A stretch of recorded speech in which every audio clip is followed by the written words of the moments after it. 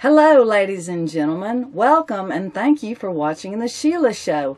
Always reliable, always dependable, always current. I am honored to have you as my audience as I bring you this week's news. As the holidays are fast approaching, crime is on the rise. I am bringing you the top 5 stupid criminals of the week. Help me or the iPhone gets it. Feeling bad about yourself? That's what our top 5 stupid criminals of the week are for.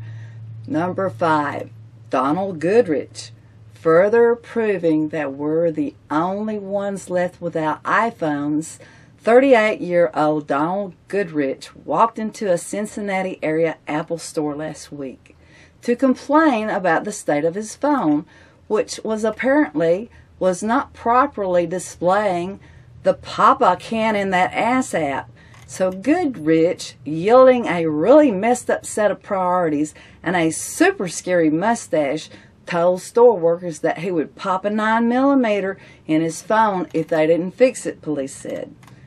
As if a threat of gun violence from the star of America's Next Top Skinhead wasn't enough to make the Apple nerds pee themselves, Goodrich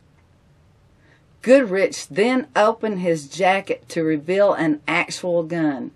Goodrich has been charged with aggravated menacing and a concealed weapon violation, and now needs a defense lawyer. But don't worry, there's an app for that, or at least there should be. Number 4, Divine Libodreka. The sad thing isn't that he committed the crime, it's how much thought he put into it. When police responded to a robbery at the convenience store in Layton, Utah, they found Devlin Libodreka battered and bruised in his face, claiming to be a victim of a violent mugging. Dactra, who worked at the store, told police that he was walking to the car with the store's deposit.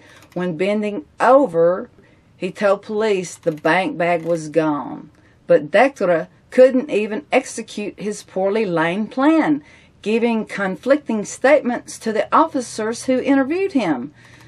Detectives lying to police, once again proving that when step 2 of your plan is call the police, it's time to get a new plan. John Petrus, number 3. Also a sign your plan might have some holes in it. When step 1 is to go to the police station, that's what John Petrus did last week. An occasional informant of the department in Elmwood Palace, Ohio, near Cincinnati, Petrus walked through an open door at the police station in the middle of the afternoon and then kicked through the door to the chief's office, making his way to the evidence room. After stealing $1,000, he returned shortly to wipe down his fingerprints and shut the office door.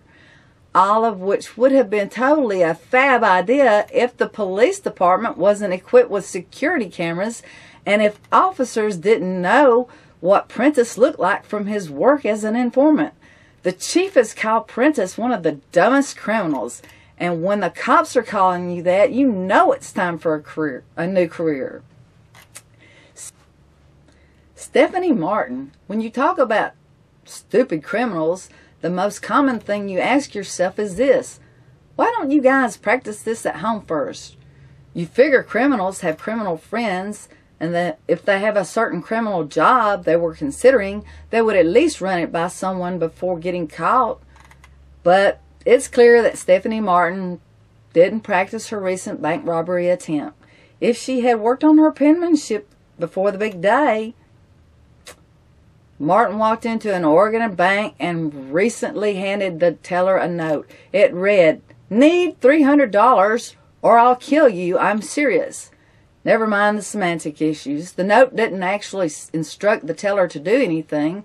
The teller couldn't comply because she couldn't read Martin's handwriting.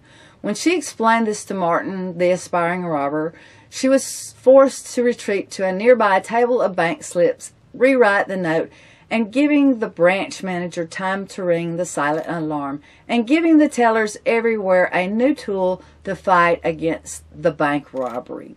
Martin was arrested at the scene, If convicted, we have a pretty good idea of how she'll spend her time in prison. Lorenzo, this week's imbecile of the internet, takes down erotica John Lorenzo, who was wanted in several Ohio cities for passing fraudulent checks.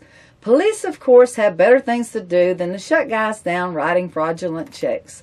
But police also don't take well to being taunted, which is where Lorenzo made his mistake, writing in his MySpace page, "Hey Neely, go fuck yourself. If you really think I'll let you apprehend me, guess again, officer dipshit."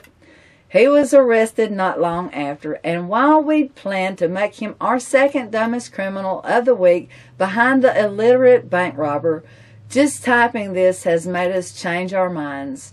Congratulations, Rodica. You're dumber than the lady who can't write.